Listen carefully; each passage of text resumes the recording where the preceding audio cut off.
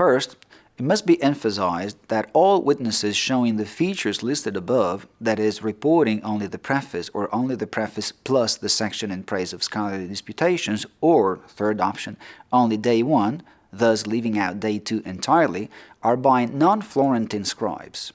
Some were Italians, though again not from Florence or its territory. Such is the case of the Sicilian students who copied manuscript P, a witness close to the archetype omega, as always in the Stemma Codicum, belonging as it does to family I, though dating from the second half of the 15th century, that is, many years after this work's composition in 1406. Clear internal evidence, such as the language of the vernacular passages in this copy and the choice of text to transcribe, most of which have to do with southern Italian matters, including a controversy between Sicilians and Neapolitans, reveal the origins and the background of these scribes. It is worth noting that also the other witness making up the small group of manuscripts, again family I, only preserves the first dialogue. I'm referring to the manuscript that I called M.O. in my edition. This exemplar was copied by a German student, Hartmann Schedel, who would eventually become a humanist of repute in his native country, where he returned after finishing his university studies in Padua.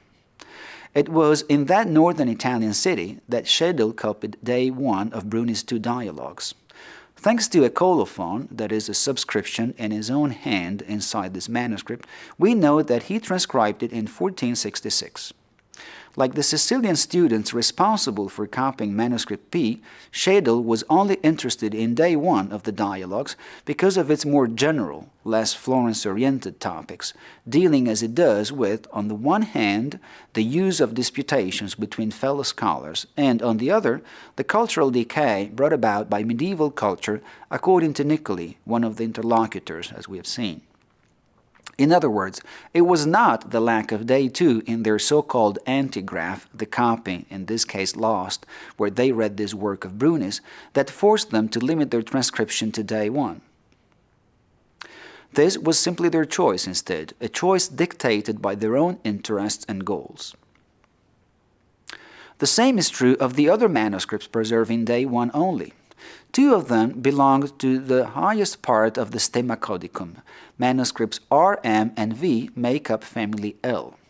Like manuscript J, belonging instead to the lowest section of the Stemma Codicum, being a member of family C and reporting both dialogues, that is, the whole text, RM was copied at the Council of Constance in 1415, as we learn from a colophon written by Guillaume Philastre, Cardinal of Reims, who commissioned this copy. Another subscription in a different hand tells us that a year later, in 1416, the same cardinal donated this manuscript to the library of that French cathedral. Once again, a foreign reader proved, understandably enough, more interested in the preface and day 1, thus omitting day 2, which stands out as a praise of Florentine culture but does not tackle more general themes. As for manuscript V, the other witness belonging to family L, it too was made for a cardinal, although a Roman, not a French, Cardinal Giordano Orsini. Its portion of Bruni's dialogues is even shorter than its brother, namely the manuscript commissioned by the Cardinal of Reims. In this case, the witness is limited to the section from the preface to paragraph 26 in my critical edition, shortly after Salutati has urged his pupils to undertake the exercise of scholarly disputations. Significantly enough, these 2 exemplars bear basically the same rubric, that is, title, for this work of Bruni. Its English translation reads as follows: Dialogue by Leonardus of Arezzo, Bruni's place of birth in Florentine territory, urging scholars to practice disputations. The same logic dictated a very similar phenomenon concerning a few manuscripts of the dialogues that were copied by German students while attending university in northern Italy, the cities being Padua, Pavia, and Bologna. All these exemplars either belong to the lowest section of the Stemma Codicum, deriving as they do from Delta, or seem to gravitate in that area. I say seem to gravitate because the section of the work that they report is very short. As such, in some cases it does not offer a sufficient number of variants or mistakes to determine whether these manuscripts are related to one another, thus making it impossible to insert them in the Stemma Codicum. Like others, These miscellaneous manuscripts made by German university students in northern Italy limit their transcription of Bruni's dialogues to day 1. In their case, however, the selection is limited to paragraphs 7 through 13 in my edition, that is, the passage where Salutati praises the exercise of scholarly disputation for the first time, before returning to it later in day 1. Again, these fragmentary copies derive from the same antigraphs ancestors as the manuscripts parallel to them that report both dialogues instead.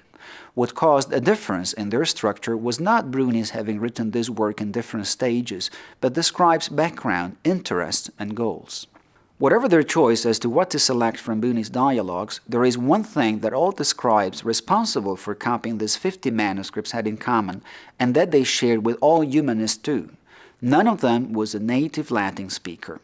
We now have to turn to this crucial fact and its momentous impact, or we may say caveats, on how philologists should approach critical editions of humanist texts.